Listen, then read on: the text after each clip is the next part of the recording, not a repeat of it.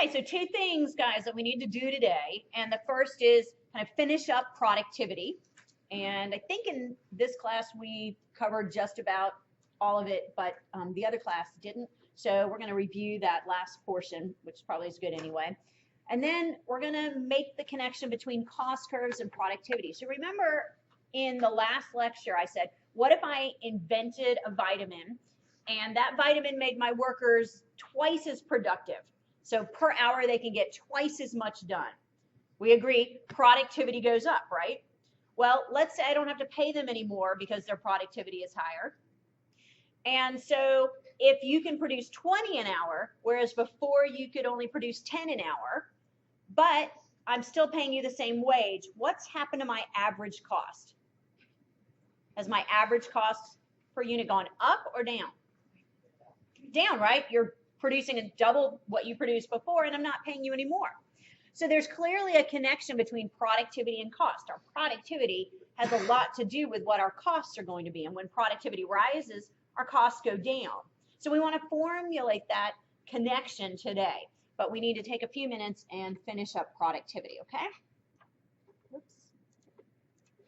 So we need to go back to the chart that we've already got in our notes. So give me a second to put it in. So let's say that I've got one variable input, and that's going to be labor. And so I've got anywhere between 0, 1, 2, 3, 4, and 5 units of labor. So units of labor could be an extra hour. It could be an extra worker per day. Again, you know, whatever you want to think of it as. Now remember, we've been using the term total product. Total product is just another term for total output, right? So total product is how much they produce. So 0 workers produce 0 units, but 1 worker can produce 8 units. 2 workers can produce 17 units. 3 workers can produce 24 units. 4 workers can produce 30 units. 5 workers, 35. So from there, we said that we can calculate marginal product. So we did that. This would be marginal product of labor.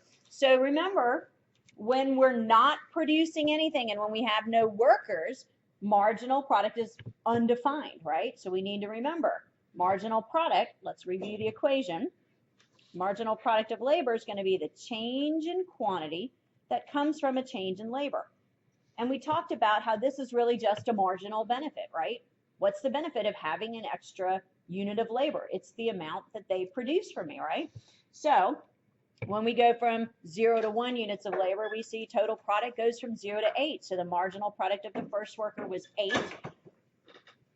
Then I go from 1 to 2 workers, and output goes from 8 to 17. So our marginal product was 9. We went from 2 to 3 workers. Output goes from 17 to 24. So my marginal product is, what is that, 7? Make sure I don't make any errors. From 3 to 4, output goes from 24 to 30. So 6. When I go from 4 to 5 workers, output goes from 30 to 35. And so marginal product is 5, right? So we left off talking about average product. So let's continue by talking about average product. So we understand marginal product. Here's our equation for marginal product. And of course, that's looking incrementally. But we want to introduce the idea of average product. So average product of labor. Average product of labor is going to be abbreviated AP for average product sub L. So MP sub L, marginal product, AP sub L, average product. So average product is asking, on average, how much does each worker produce? On average, how much does each worker produce? On average. And we said if I wanted to figure out average productivity of my workers, it would be really simple, right? I simply take the total output that we're producing and divide it by what? What do I divide it by? If I want to find on average how much does each worker produce, I need to take my total output and divide it by what? Number of workers, right? So I need to divide it by labor. So I have average product of labor. Now take a look. Compare these two equations. They're very similar, right? Very similar. But marginal product is the change in. We're looking incrementally. Average product is looking at just an average. So don't get them confused. They're similar, but they are definitely not the same. So now let's come up here and calculate our average product of labor. So what did we learn when we're just sitting right here, 0 workers producing 0 units? What is our average product? It's what? Undefined, right? It's not 0. So 0 divided by 0 is mathematically undefined. So get that in your notes, if that's not something you're already familiar with, right? 0 divided by 0 is not 0. So it doesn't make sense to say 0 workers produce 0 units, and on average they each produce 0. Basically, we're saying this is mathematically nonsensical. So undefined. All right. Then we had 8 units being produced by 1 worker. Obviously, in that case, average product's going to be 8. Now, guys, before we move on and calculate the rest of the numbers, what do you observe right there about marginal product and average product when we only have 1 worker? Ah, they're the same, right? So when I've got my first worker, look at this, marginal product and average product have to be the same. That makes sense, right? Mathematically, they'd have to be the same calculation. Okay. So now we see that with 2 workers, we have 17 units being produced. So on average, we agree that each produces 8.5, right? And when we have 3 workers, we have 24 units. So on average, each produces 8. When we have 4 workers, they produce 30.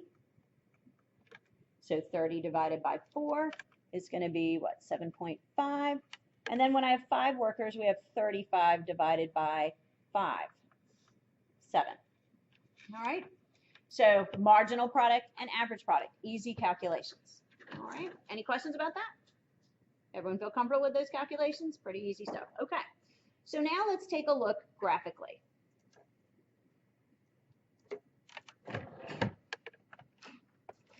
So we've already looked at marginal product. Let's draw ourselves, oops, this should be labor, sorry. The thing that we're making a decision over, how much labor to use, goes on the horizontal axis, and the thing that results, output, goes on the vertical axis. So remember, our axes are different when we're in productivity space compared to cost curves, right? So the thing that you're making a decision over is your x-axis. The thing that results is your y-axis. All right, so we said that our marginal product is going to look like this. And everyone agree, we said that part of this shows increasing returns, right? Everyone agree this portion right here is increasing returns to labor, right? So we see increasing returns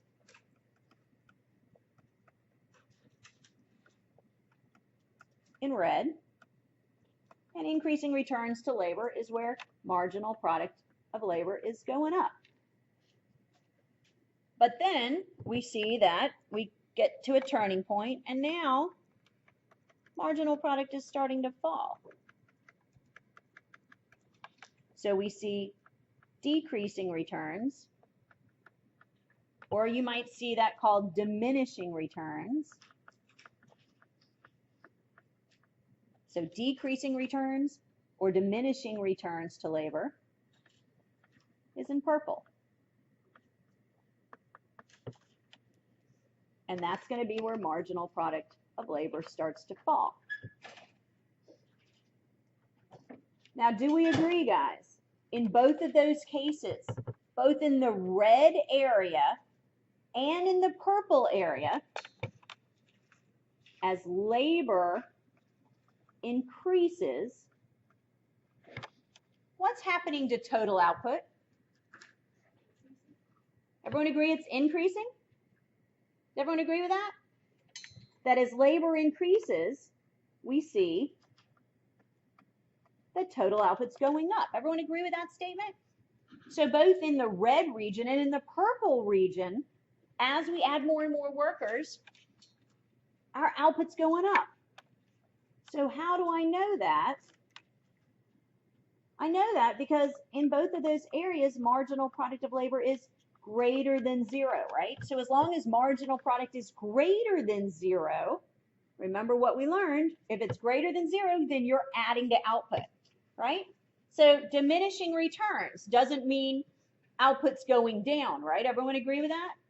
So if on a test I had a question and I said, diminishing returns means output is falling. Would that be a correct statement?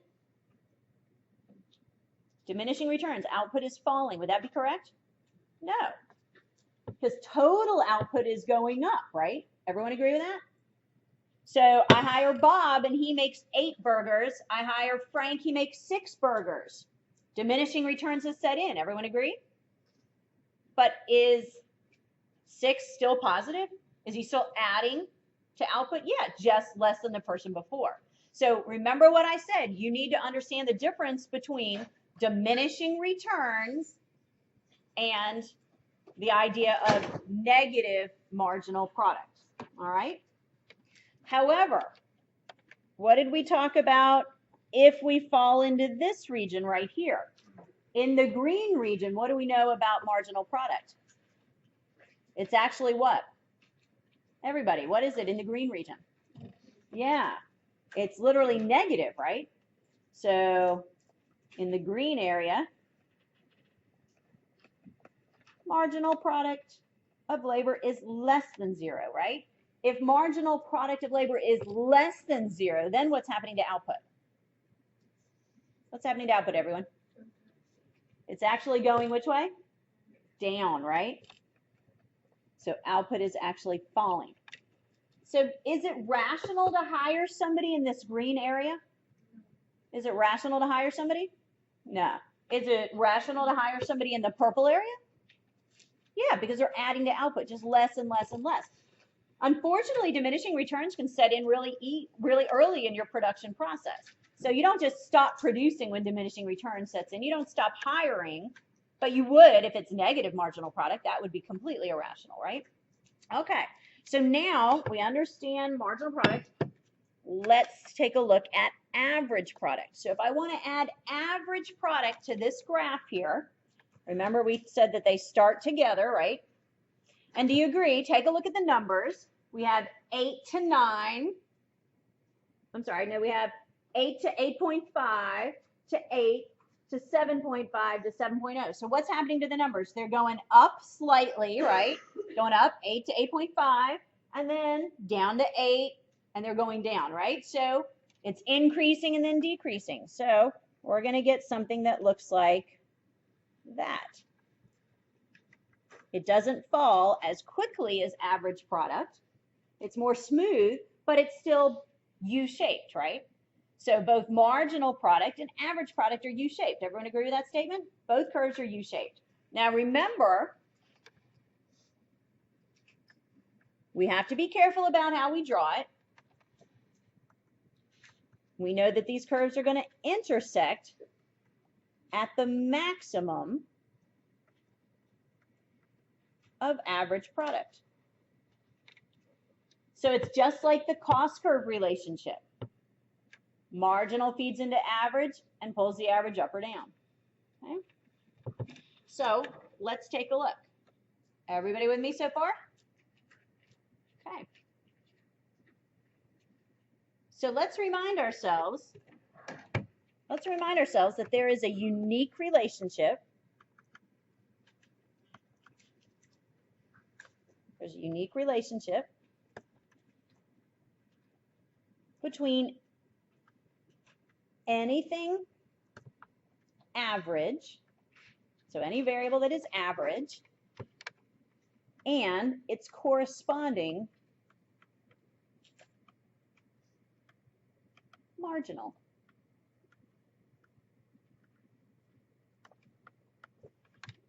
So there's a unique relationship between anything that's an average and its corresponding marginal, right? And we looked at this with GPA. So let's just remind ourselves. With our GPA, if our marginal, which is this semester, is greater than our average, what does that do to the average? So this semester you get a 3.0, but your average is a 2.8. What's going to happen to your average? Yeah, everyone agree it's going to pull your average up.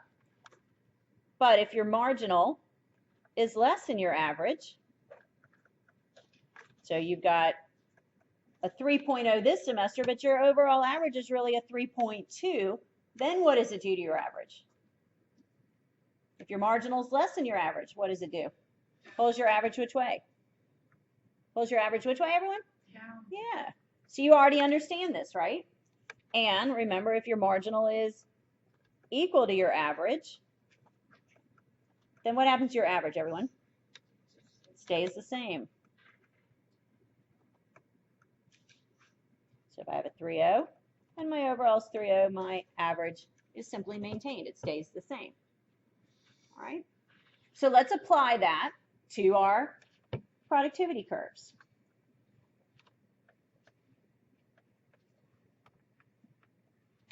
So let's draw some productivity curves and take a look. So here's my marginal product. And here's my average product. It's not very pretty, sorry about that. All right, so let's pick an output level.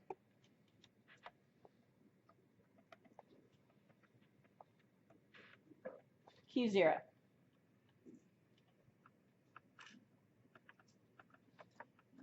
So at Q0, everyone agree that we're on point A of our marginal product curve, and we're on point B of our average product curve, right? Everyone agree with that? So what's happening at output Q0? Which is greater? Obviously, average product, right? So does everyone agree at Q0 we've got the marginal, which is less than the average? Everyone agree with that statement? At Q0, our marginal product is less than our average product, right? Everyone agree? And so the relationship that we know with GPA says what? What should be happening to the average? If the marginal is less than the average, then the average product should be doing what? Going down. Is that what we see? Is that what we see in this graph? Yeah. We see that this is the case. Everyone agree? So it's the same relationship. Let's look at another output level. Let's look at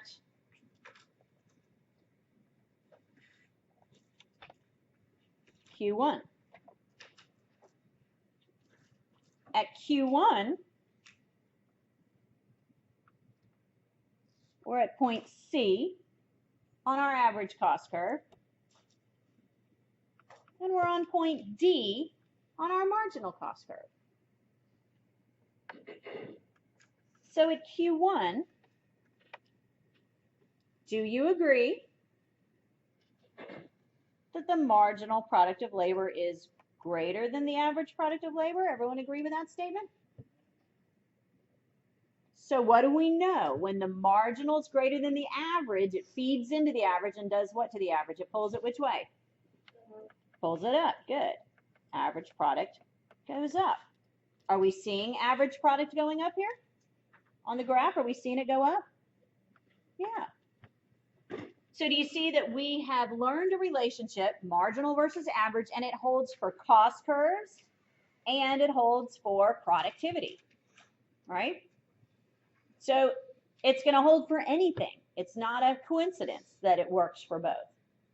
It's a unique relationship that's going to hold whether I'm talking about batting averages, GPA, cost curves, or productivity.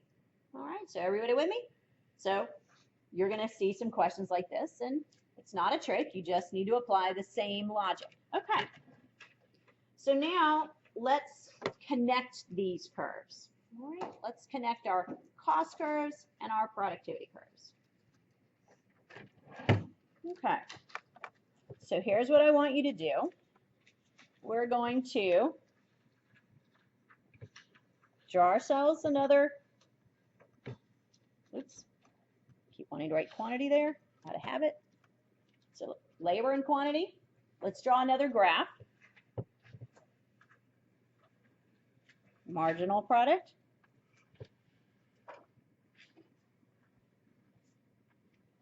Average product.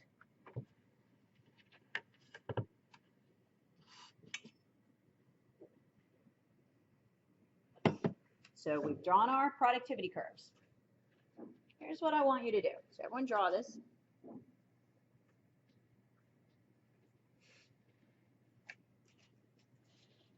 And then what I want you to do, without ripping the page out of your notes, if you're watching this lecture at home, I want you to hold the piece of paper up so that you can look at it in the light. Okay? So hold the piece of paper up so you can, don't rip it out, just hold it so that you can see light behind it. All right? Now, what I want you to do, you're holding it up, looking at the light. Now what I want you to do is, okay, so you're holding it up, turn it upside down. Still look at it, still look at the same side, but turn it upside down. Okay? Hold it upside down. Now what I want you to do, everyone looking at the light? Now what I want you to do is, watch what I'm doing. Don't turn it upside down again, but just look at the back. You turned it upside down, and now you're looking at the back. Now, look at that in the light. What, I know that was super fun. You're going to show all your friends at lunch. What does that graph remind you of? What graph does that remind you of? Somebody said it. What does it look like? Ah, our cost curve graph, right? Our cost curve graph. So guys, what did we do? I asked you to turn it upside down. And then I asked you to, guys, I asked you to turn it upside down and then look at the back of the page. So what did we actually do? What does that do when we turn it upside down and look at the back of the page? What did we just take? We just took the what? The inverse, exactly. So when we did that, we looked at the inverse of our productivity graph, right? And we agree that when we looked at the inverse, what did it look like? It reminded us of what graph? Ah, it looked like our cost curve graph. So what does that confirm for us? That they are what? Inversely related, right? It confirms that they are, it's not very scientific, but it confirms that productivity and cost are inversely related. And again, as I said, that's not very scientific, but it helps you kind of get a sense of what's going on. These are inversely related. But we can do this a little bit more scientifically. We'll still do it in a simple way. So let's make this relationship a little bit more formal. Okay?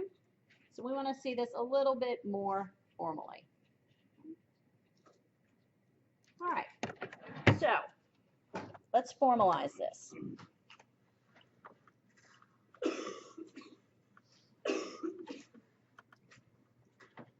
Let's formalize what we just saw. Now I'm going to make a simplifying assumption because it will make the math a lot easier. So let's assume, again, that labor is our only variable input.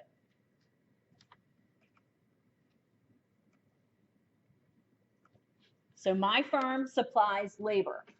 So what might be some examples of companies or things people are paid for where they're responsible for labor only.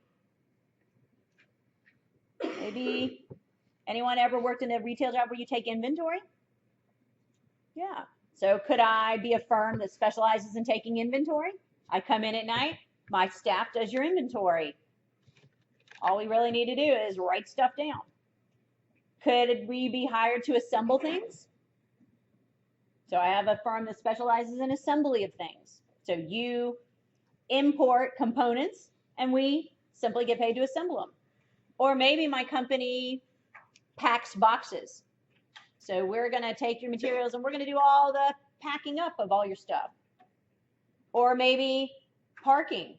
So we're in charge of, parking services at events, and we're the guys that kind of point and show you where to park, right? These are all examples where this is labor as your only variable input. So this isn't really unrealistic, but it's going to make the math a lot easier. So let's start by talking about marginal cost. So under this assumption that labor is our only variable input, so let's make a note, kinds of things we're talking about. So we're paid to assemble bikes or something like that, or do inventory. So marginal cost, we already know. The equation, marginal cost is the change in total cost over change in quantity. So marginal cost is the change in total cost associated with a change in quantity, right? And we know that we can plug in equation 1, right?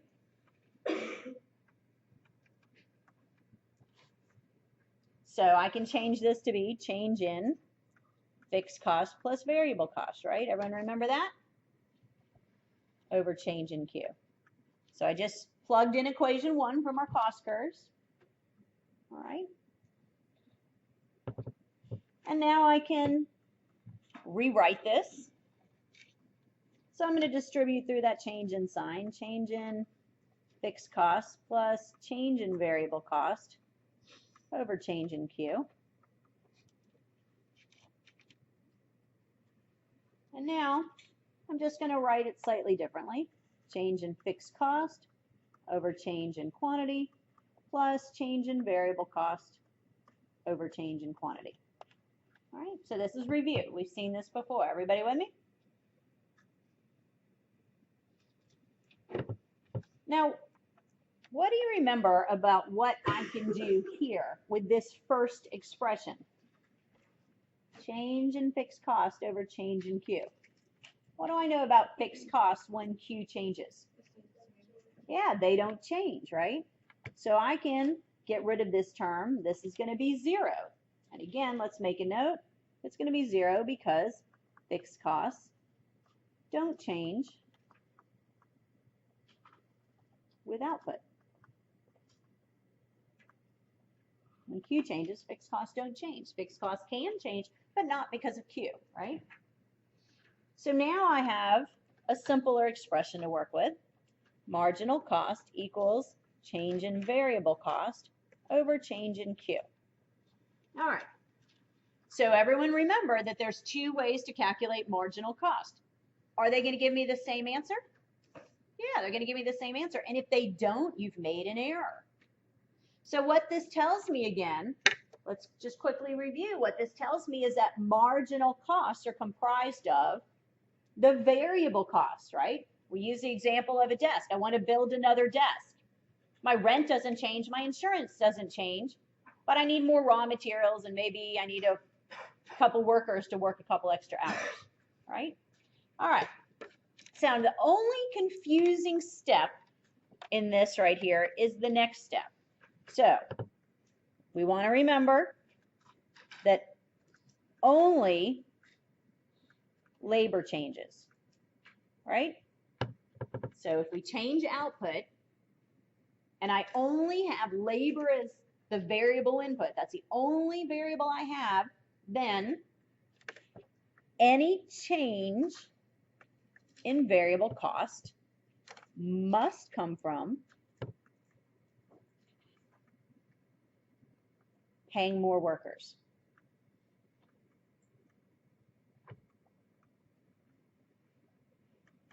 So this is the only confusing step, but it seems pretty easy, right? So does everyone agree that if we have a change in variable cost and labor is my only variable input, then it has to come from me hiring more workers, and of course I have to pay them, right? I have no other variable costs, okay? So that allows me to come in here and put in the change in labor multiplied by wage.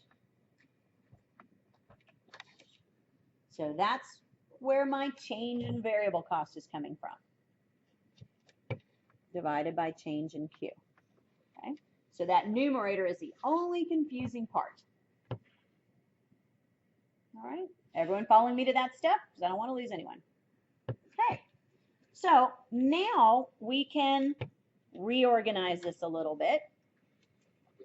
So I'm going to make this change in labor over change in Q multiplied by wage. So I'm just reorganizing it.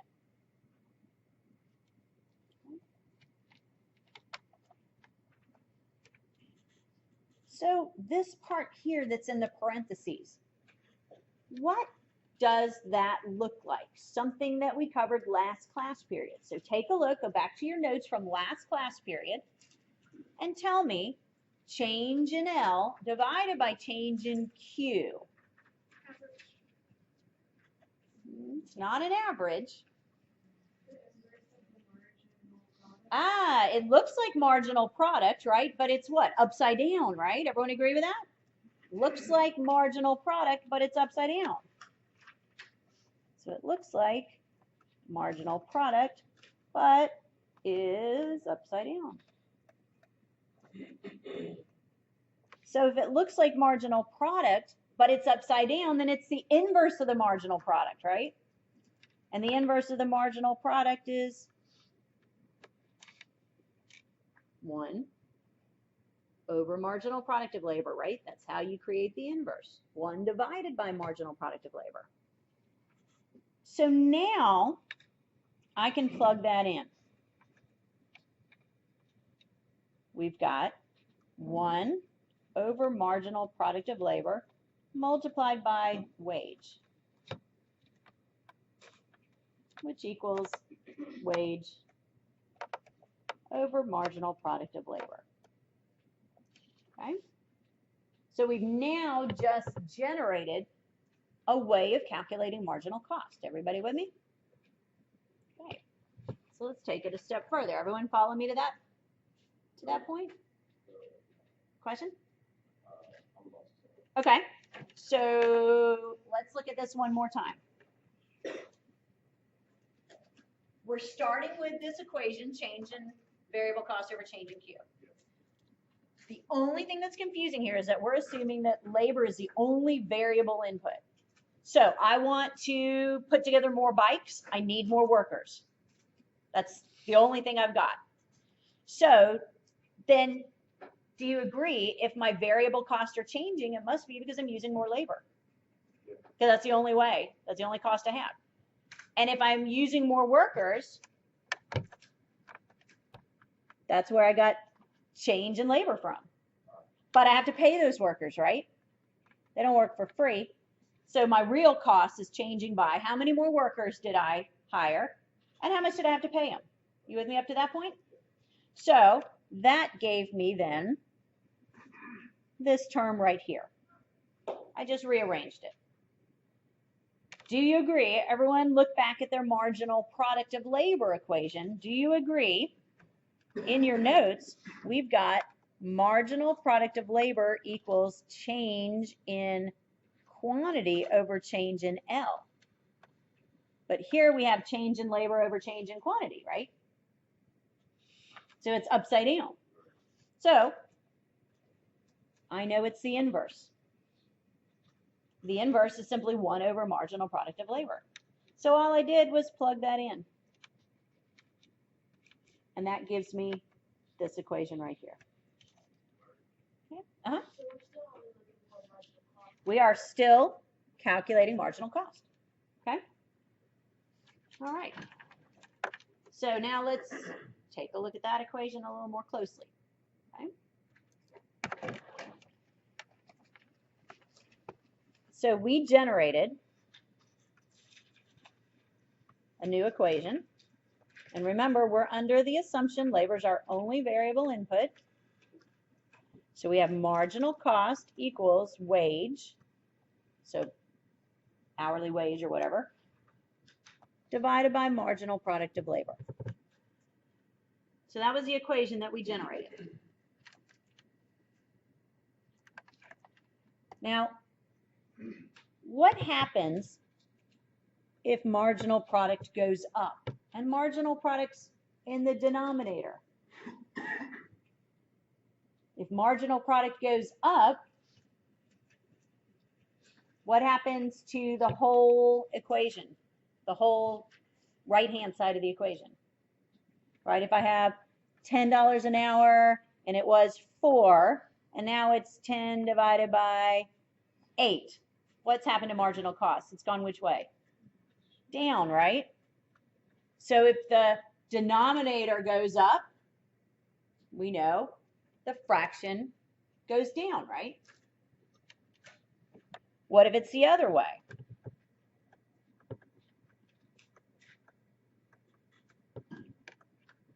What if instead marginal product goes down? So instead of 10 over 4, we have 10 over 2. What's happening to marginal cost? Marginal cost goes which way? Goes up. Do you agree? So what have we just shown here? What have we just shown about marginal cost and marginal product? We see that. Which directions do they move? Do they move in the same direction or the opposite direction? Okay. We see that marginal cost and marginal product of labor move in opposite directions.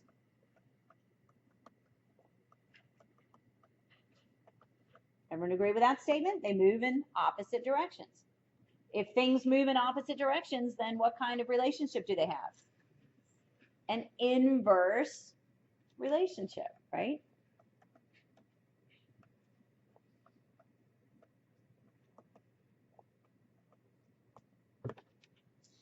So we've just shown what I said that we could see when we held our graphs up to the light. That was kind of a goofy way of showing it, but now I've shown it a little more formally. We can also use this to calculate marginal cost. So let's look at an example.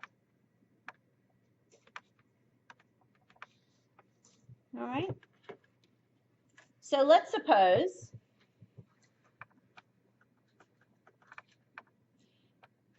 that we pay our workers $12 an hour.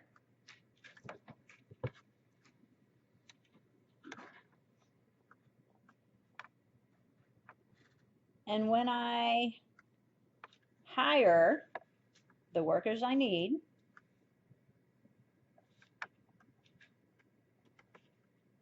my marginal product of labor equals 50. Can I calculate marginal cost? So get out your calculator.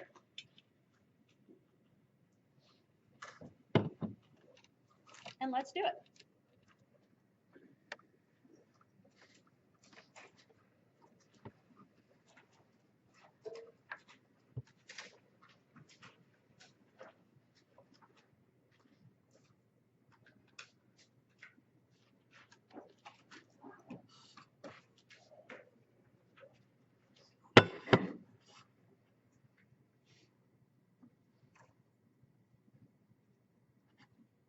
So what goes on top? $12, right? Do I need to multiply it by number of workers? No, this is wage, like per hour, per unit of labor. So make sure you're clear. This is per unit, not total cost. So per unit, not my total cost of labor. So make sure you're clear on that.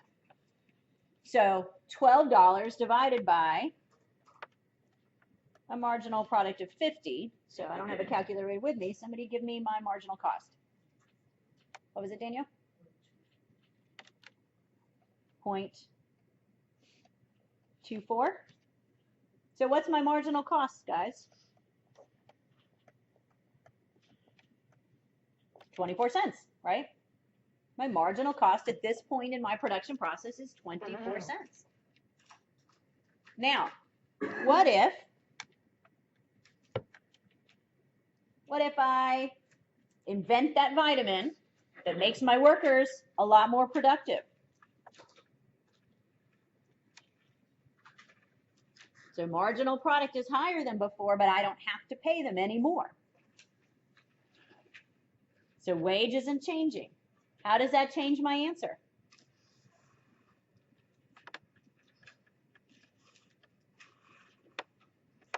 What's my marginal cost now? 15.15. 15 cents. So do we see that marginal cost and marginal product are inversely related when we got more productive, right? When we see marginal product goes up, we saw marginal cost go down, right? So it's not difficult stuff. I will warn you though, I might give you a chart and you're going to have to figure it out from there. So let's take a quick look. Let's make up an example. So let's say we have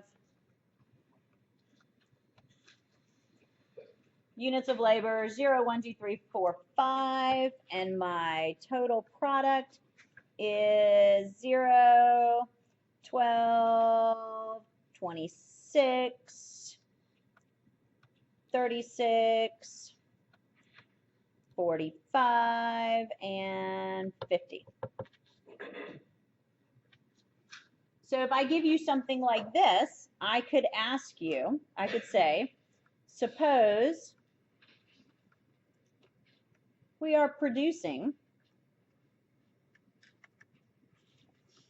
45 units. At that point,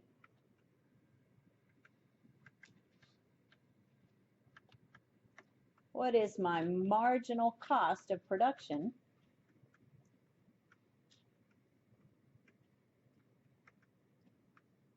if workers are paid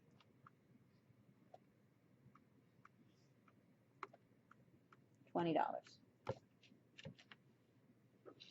And let's just let this be units of labor.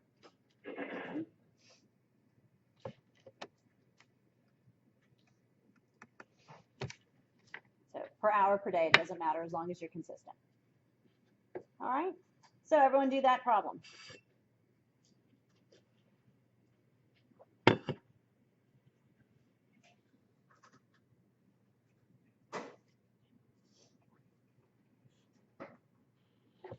And if this is confusing you, remember this could be in an hour.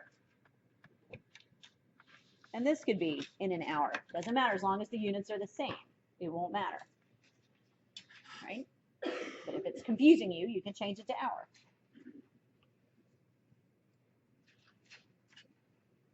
So everyone calculate marginal cost.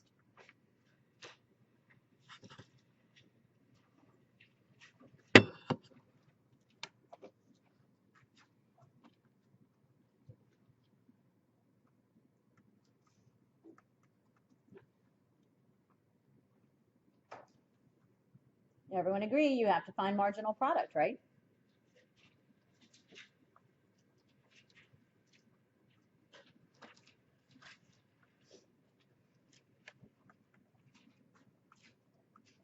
So do you have 20 divided by marginal product? Everyone agree marginal product at that point is 9? Marginal product is 9, right? So you had to calculate marginal product. So 20 divided by 9 is what? What do I get? Somebody give me an answer. 2.22.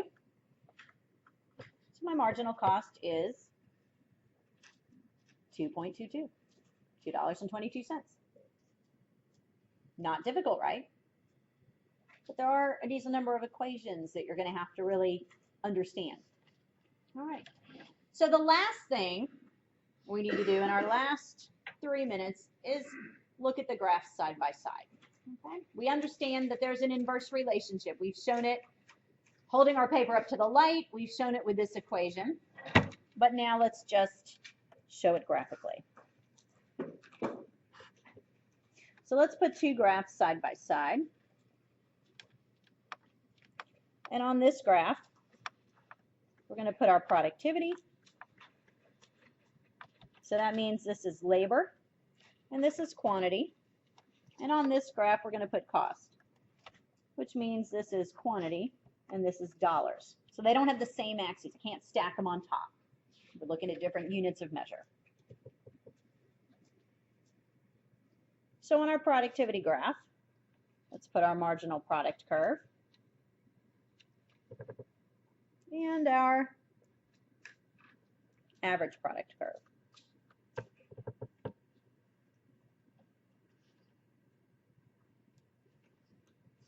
And on our cost curve,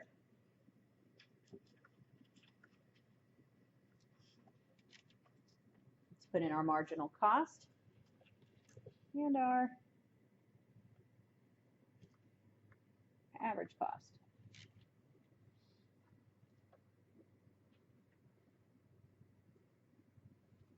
So what we just formulated, and here's where you're going to need your colored pens. We just formulated that if marginal product is rising, if we have increasing returns, then what happens to our marginal cost? If marginal product's going up, marginal cost is doing what? Going down, right? So these portions of the graph correspond, right? Everybody with me? They go together. They're not identical, but one explains the other. And when I have diminishing returns, in purple, we have marginal product going down. What's that going to do to marginal cost?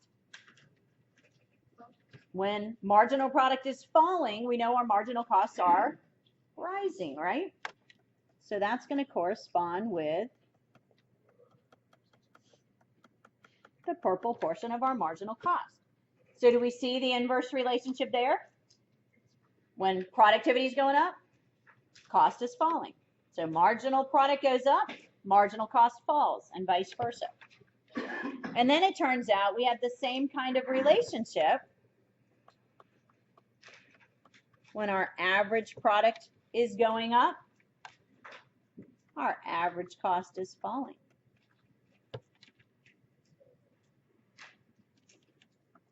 And then lastly,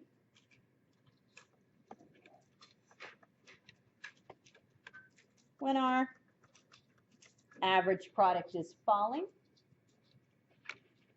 our average cost is rising. So guys, you need to be able to make the connections here between these graphs, okay? But none of it's difficult, but there is a lot to learn, okay? All right. Let me know if you have any questions.